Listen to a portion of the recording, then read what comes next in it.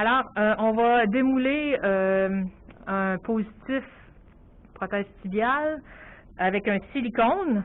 On va retrouver la couture qu'on a faite quand on a enveloppé tout ça. C'est assez... des fois, c'est facile à trouver, des fois, c'est pas facile.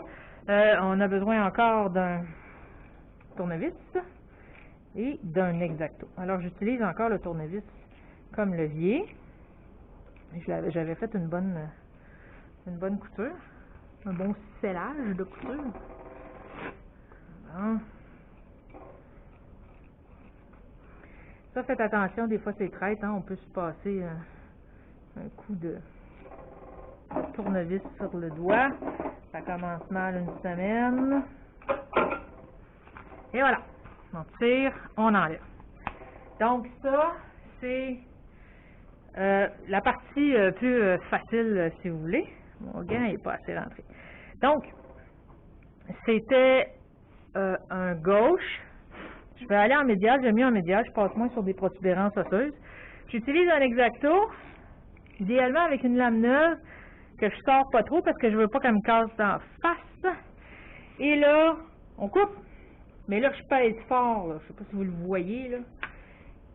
Gâtez-vous. Là, je vous entends, mais Mère-Claude, on va maganer notre positif en dessous. C'est pas grave. On enlève assez de matière là-dessus qu'on la verra même plus, votre ligne. Fait que là, on tourne avec le tournevis. Là, on va creuser. Je vous entends encore. Mère-Claude, je fais des trous dans mon positif. C'est pas grave.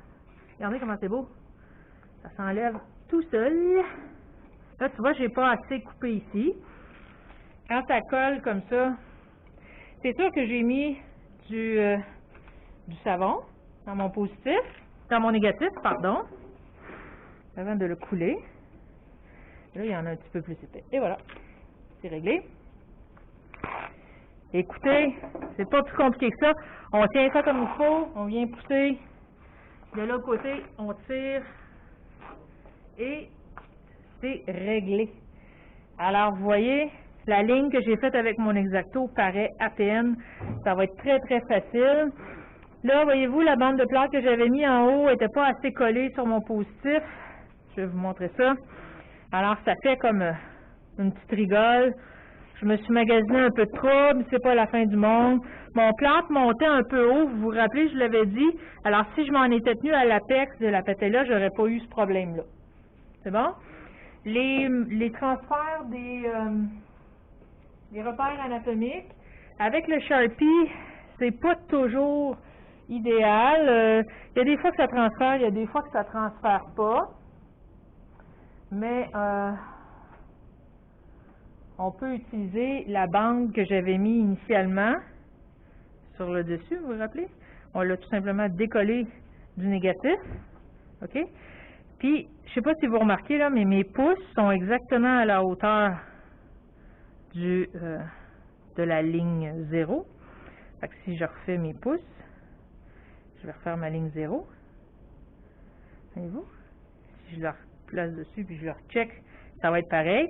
Puis je sais que de là à là, j'avais un pouce, donc 2,5 cm. Fait que 2,5, 2,5, 2,5. Et la vie est belle.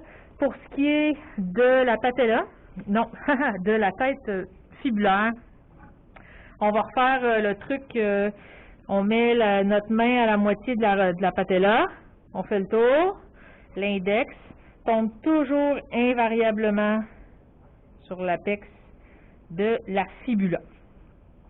Les tendons sont faciles à voir, comme vous avez appris, c'est vraiment la jonction entre les murs médiaux et latéraux et postérieurs. Sinon, ça, quand j'aurai une règle, je viendrai reporter mes mesures. J'avais identifié aussi la partie inférieure du plateau tibial, mais si on regarde la forme, c'est juste ici. D'accord? Fait que ça, c'est de l'os, ça, c'est de l'os jusque-là, puis ici, tu sais, si on dessinait le tibia, ben, ça ferait quelque chose comme ça. Fait que je sais que je peux venir faire des retraits ici. Alors, voilà pour un déballage de positif pour un silicone.